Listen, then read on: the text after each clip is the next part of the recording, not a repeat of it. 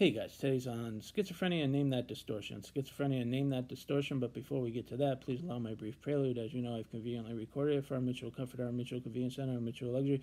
And hey, listen, I'm no spring chicken, and I've been around a few preludes in my years. I'm telling you, this prelude, it's got something. It's particularly luxurious, kind of like a, I don't know, give me any kind of donut.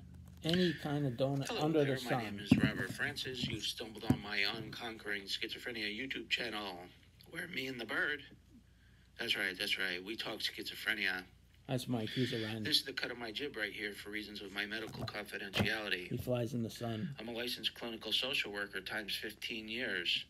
That's a lot of gabbing and chatting.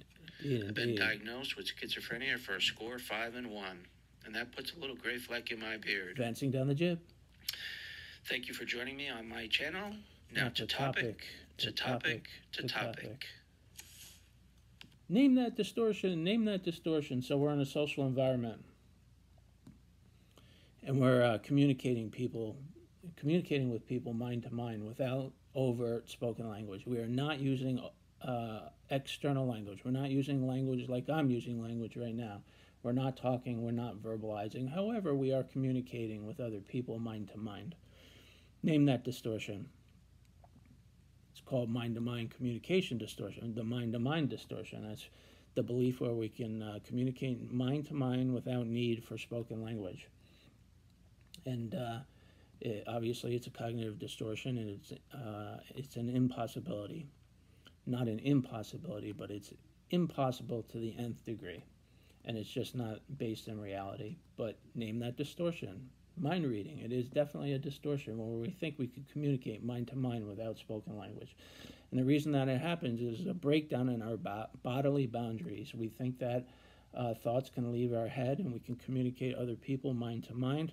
And we lose the boundary of our head and our skull that we think thoughts can leave external to our head and thoughts.